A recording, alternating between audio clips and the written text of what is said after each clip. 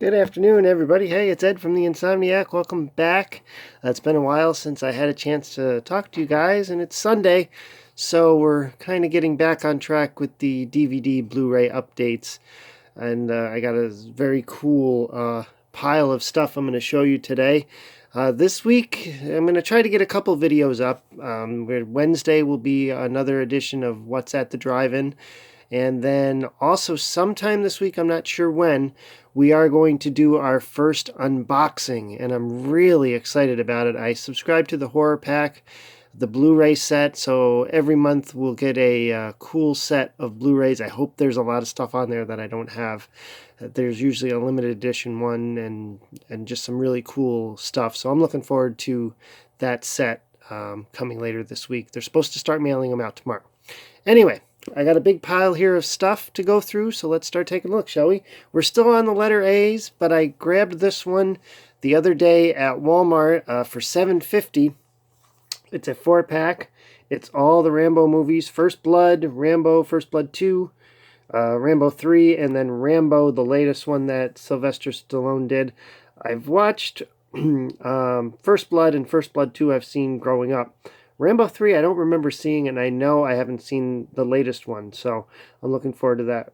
I watched First Blood again yesterday morning, and it's such a lot of fun, that film. I remember my cousin showing me that when I was a teenager, along with The Outsiders, and those two movies kind of left a mark on my 80s self. Here's kind of a bootleg one, but it's a lot of fun. I'm a big Alice Cooper fan. This is Alice Cooper and Friends. He did a huge show, and I'm trying to look to see where he did it at. In Anaheim, California, at the stadium there. He did a big show with Sha Na Na and some other acts. I think the Tubes might be on this. I don't remember. I think they are. And Nazareth, I think, the other bands.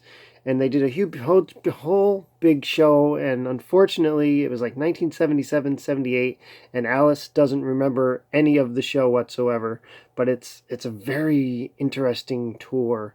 He's got like a big TV set on the stage, and you don't really get to see enough of it, but it's a cool video nonetheless. Let's see, let me put these over here so they're out of the way. Sticking with Alice Cooper for a little bit, this is one of my favorite shows. This is Alice Cooper, the Madhouse Rocks tour. Good to see you again, Alice Cooper. This was his comeback tour a little bit after his first stint in a facility, and he came up with a great album called From the Inside. It's got a lot of great fun tracks on it. And this was the concert that went with that tour. It's the full show, and it's a lot of fun. I also have, and not in this pile, but I'll try to get that for another one, I have the Welcome to My Nightmare tour one, the Nightmare, Welcome to My Nightmare. That was the first Alice Cooper DVD that I ever got, and it's a great snapshot of that 1975 tour that he did after he went solo, and he did he did the whole Welcome to My Nightmare album, plus a lot of his old hits sporadically through. It was a very theatrical show. He does Steven in it, which is one of my all-time favorite songs, and he doesn't do the full version of that anymore. I wish he would.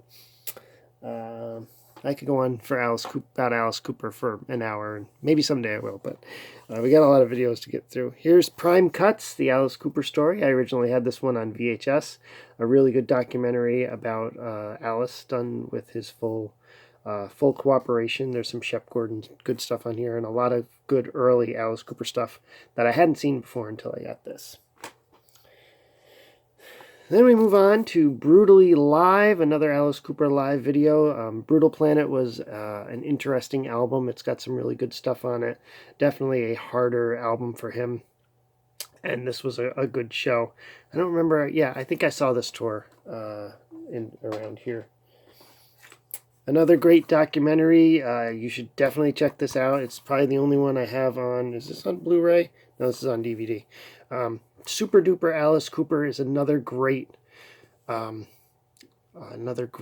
documentary. It really kind of targets the early years, but it does get into his battle with alcohol, and it goes up to when he beats alcohol finally. A lot of really good, the way they do this with a lot of pictures and sound bites, and they animate a lot of newspaper clippings and magazine pictures. It's a lot of fun how they did that.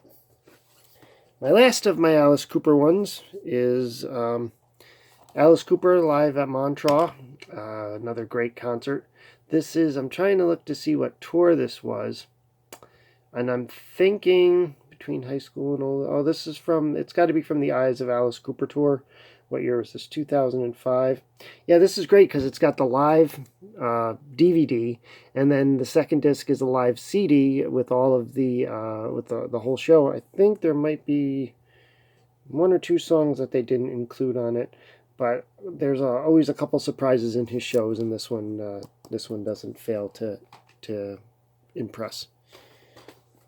This one I got, and it's coming out of its thing. Hold on a second here. This one I got after my daughter started to go through an Alice in Wonderland phase, and I came across this on Amazon, and I'm like, oh my god, I think I saw this when I was a kid. And it's a great, I think it's a musical version, Alice in Wonderland, and it's a great adaptation. I'm looking at the cast: Red Buttons, Sammy Davis Jr., Beau Bridges, Steve Allen. He wrote all the songs.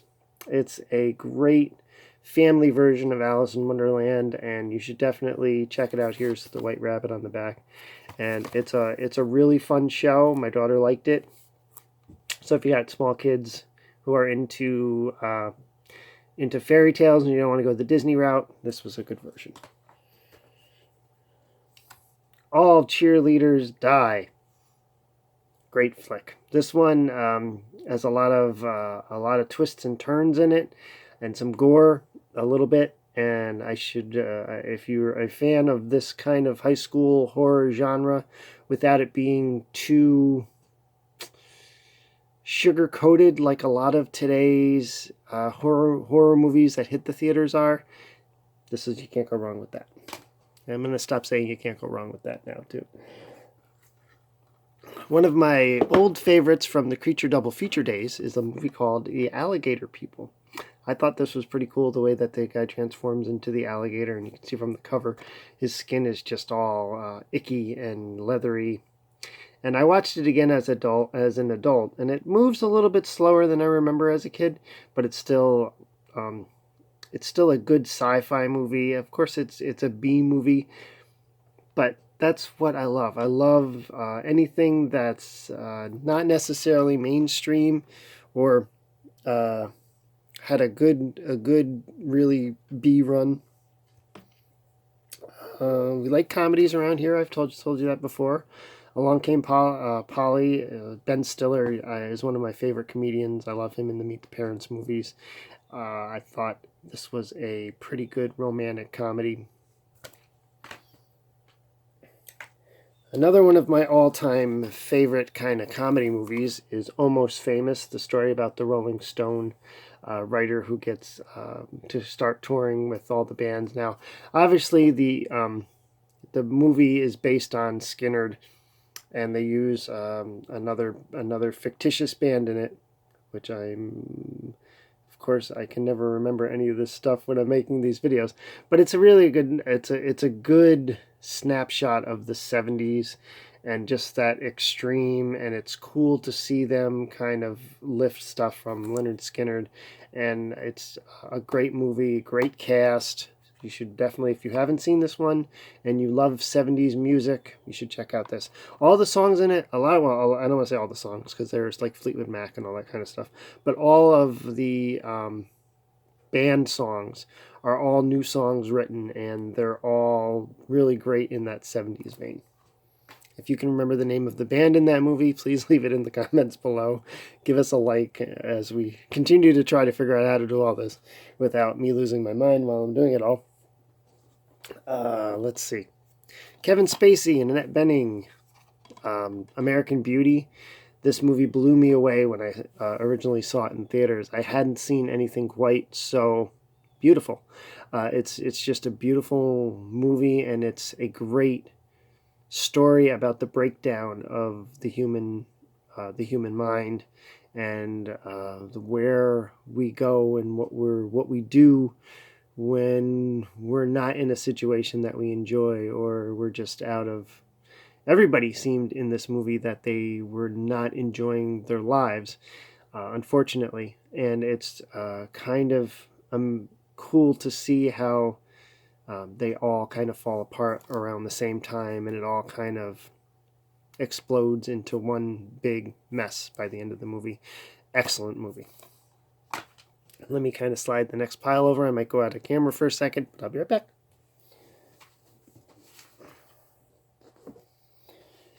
Okay, I am a completist when it comes to trying to collect movies and series, so please don't flame me too much for having this into my collection. I haven't watched it yet, but I love the Spider-Man movies. I love the Tobey Maguire ones, and I love the current Spider-Man Homecoming.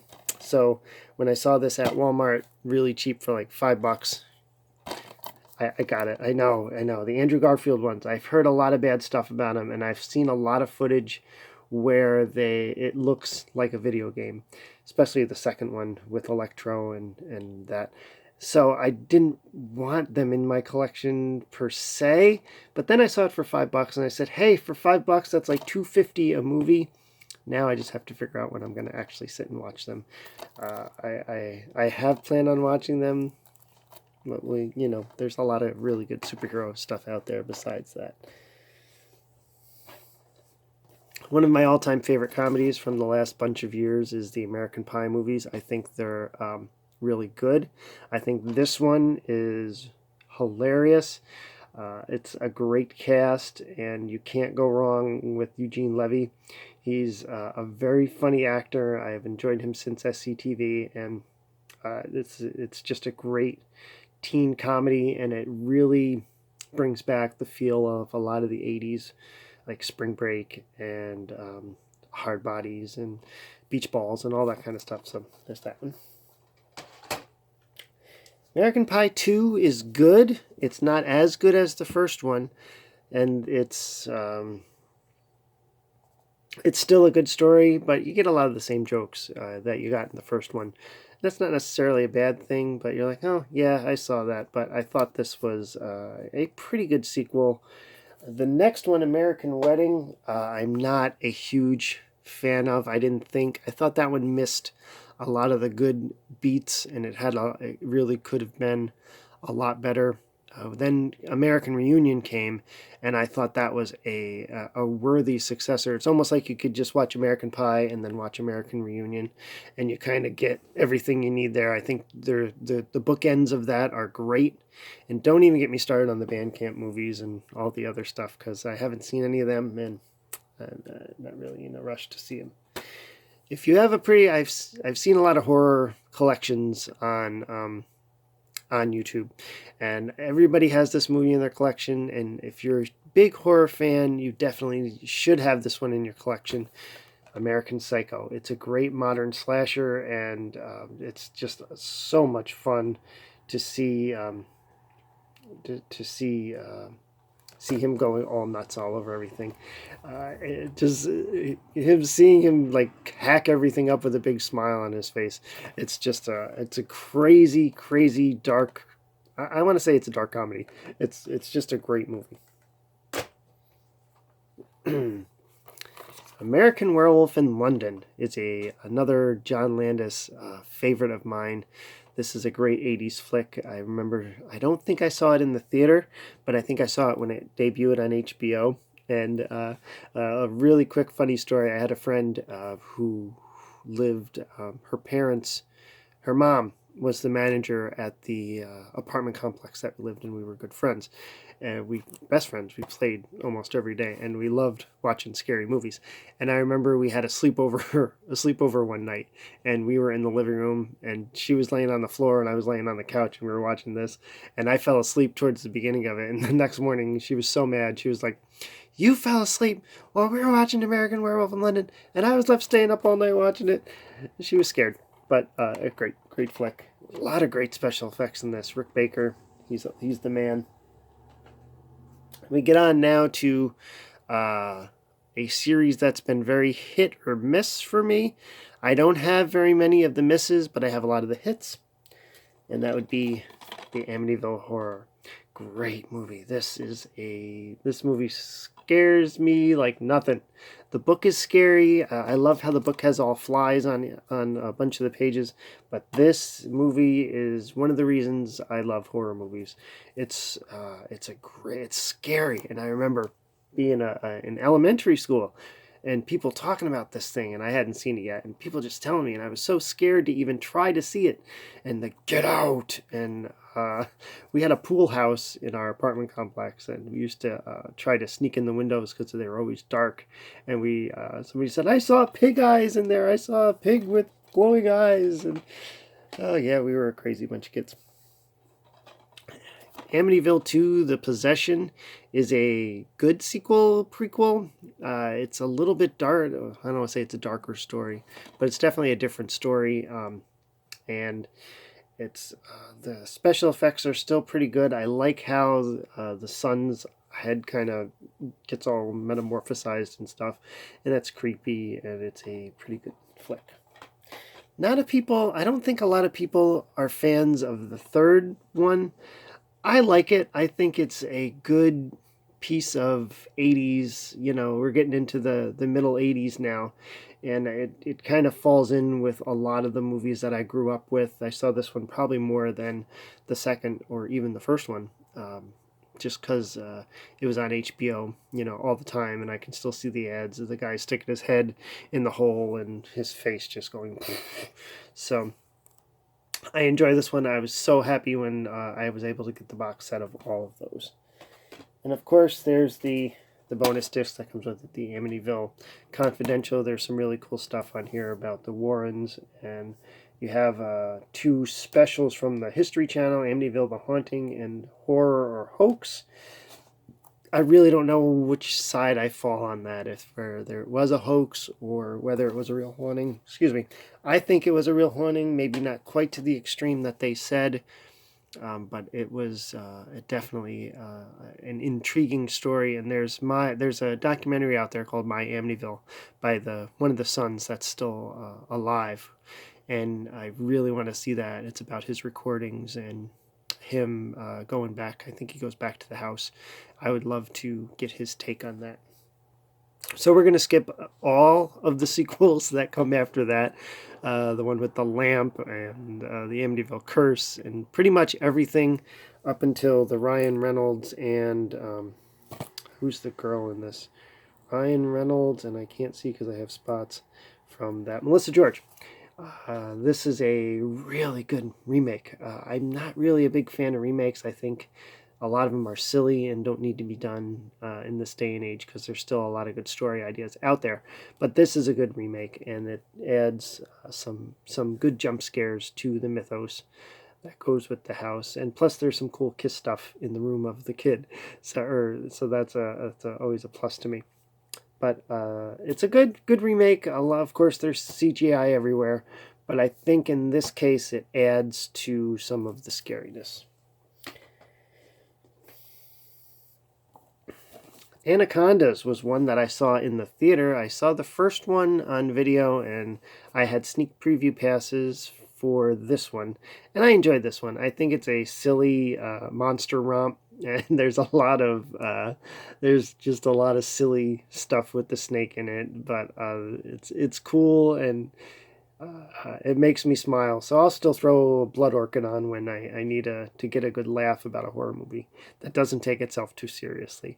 Plus, I love big Amazon jungle. I'm a fan of that kind of genre of horror.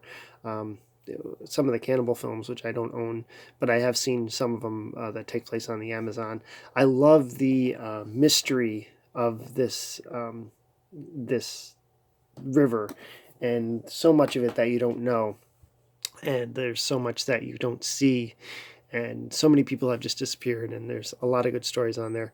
There was a TV series a couple years ago called The River. It only lasted not a full season, but probably about 10 episodes, and I thought that was a really cool series, and I thought Sci-Fi was going to pick it up, but they didn't. You can see it on I think it's on Netflix, and it's on Hulu. It's a pretty good horror show. It does a lot of different it kind of tells a different story each week, self-contained kind of as they're going down the river, but it's good. I'm working through a list online of Grindhouse movies. It's the Grindhouse database. I'll try to put a link in the comments for that because it's really a cool list of every year from 1940 something on up till the 80s, I believe, of the Grindhouse movies. And this one was one of the ones on the list, so I haven't seen it yet. It's called Anatomy of a Psycho. I love these Grindhouse films. They're a lot of fun. I watched some on YouTube that I don't have yet, but this is one that I did manage to get. The cover is really cool. I'll have to get back to you on whether it's actually good or not. One of my favorite comedies is Anchorman with Will Ferrell. The cast in this is just great. Paul Rudd, Will Ferrell. This introduced me to Steve Carell, and he just stole the movie, a lot of the parts of the movie for me. So this is a great, great comedy. If you haven't seen this one, you should definitely see it. The second one is okay, but this one is one of the great frat pack movies out there. Hey, we're almost done with this pile. I'm enjoying talking to you guys today. We're almost done with this pile. Next up, Sandler and Nicholson together in Anger Management. Hilarious movie. I actually, looking at this, I think I might have to put this one on soon because it's just so much craziness. And you have Jack Nicholson just being absolute bonkers, and not psycho, not shining bonkers, but it's a very, very funny flick.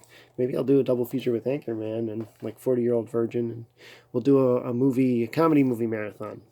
And my final one for this time around is one of MGM's midnight movies, and another staple from the Creature Double Feature days is The Angry Red Planet. And I love that this film is filmed in, I think it was Cinemagic, it was the trailer, and it always is in Cinemagic. So that's a fun one. There's a lot of matte paintings used in this. Liberally, for a lot of the special effects, they kind of put down the matte painting and then put a red film in front of it, and that kind of takes the place of that. But it's a great 60s sci-fi, and you have this devil bat spider thing in it, which always kind of looks like a really cool Halloween prop that I'd love to have dangling from the ceiling when the trick-or-treaters come up to the front step. It's a good little film, and I'm trying to remember. It's a good story. MGM did a lot of these midnight movies, and I try to track down. I have a bunch of them. They have these in the double features, which was a great way before the days of like Shout Factory and Arrow and all of those other companies that are doing a lot of great horror releases now. MGM's midnight movies was definitely a big moneymaker for them. So that's everything I have for this time around. I'm kind of sad that the pile's done. I was having a good time talking to you guys, but I will be back, I'm guessing Wednesday, with the latest What's at the Drive-In. I'm not sure what I'm going to show you yet, but something from around here. And also look for sometime this week. They're supposed to mail out the horror packs Monday, so maybe there'll be 2 videos Wednesday, or maybe I'll do a Wednesday and a Thursday. We'll see. But anyway, that's what's coming up this week. And please check us out on Instagram and Facebook and Twitter. We're on everything. If you go to the About section of this YouTube channel, you'll see the links for that. And I will put the link in below for the Grindhouse database, because I think that's something, if you're a fan of those kind of films, it covers everything, every kind of genre that you can think of. And they have such a vast list of movies. I have a lot of fun just going on and looking at the trailers of those things, because a lot of times that's the best part of them. But that's it for now. I want to thank you for checking us out, and thank you for subscribing to this channel. If this is your first time watching one of my videos, please hit that subscribe button and give us a like if you like what I'm doing, and we will be back to do some more, and I'll see you all soon. Thank you for your support. I'm loving it. All right, you guys have a good one. Thank you for taking the drive-in where you are. Bye-bye.